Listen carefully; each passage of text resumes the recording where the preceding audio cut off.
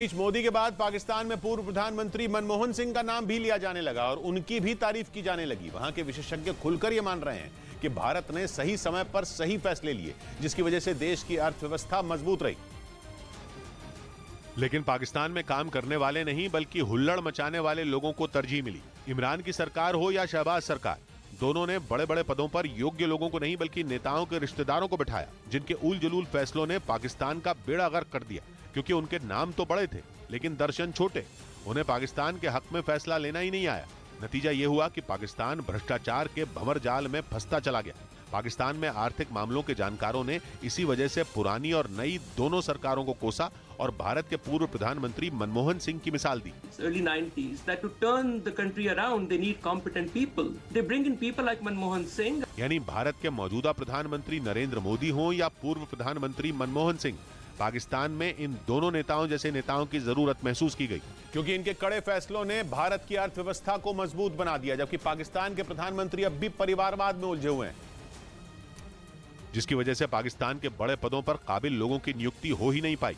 पाकिस्तान के विशेषज्ञों ने इस बात को बार बार हाईलाइट किया और अपने नेताओं को सच का आईना दिखाया। The only requirement it seemed to me at least from the outside was how boisterous can you be? Pakistan में लोग गुस्से में हैं क्योंकि जिन लोगों को उन्होंने देश की अर्थव्यवस्था को संभालने का जिम्मा सौंपा था, उन्होंने उसे दीमक की तरह खोखला कर दिया।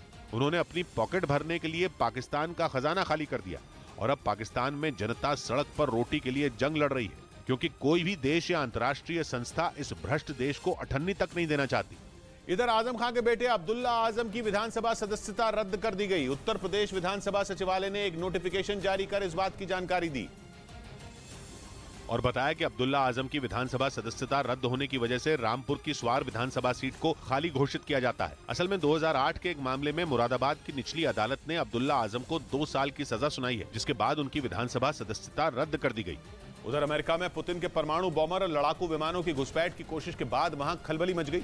रूस की इस हरकत के बाद अमेरिकी रक्षा विभाग पेंटागन तुरंत एक्शन में आ गया, क्योंकि अमेरिकी राज्य अलास्का के नजदीक रूस के खतरनाक बॉम्बर और लड़ाकू विमान अचानक आसमान में मंडराने लगे। उन्हें देखकर एक पल के लिए अमेरिका के भी होश उड़ गए, क्योंकि उसकी हवाई सीमा के पास रूस का घातक TU-95 परमाणु बॉम्बर और 3 सुखोई लड़ाकू विमान उड़ान भर रहे थे, जिसके बाद पेंटागन के निर्देश पर अमेरिकी वायुसेना ने मोर्चा संभाला। पेंटागन के मुताबिक रूस के इन विमानों को खदेड़ने के लिए अमेरिकी फाइटर जेट F-16 को उनके पीछे लगाया गया।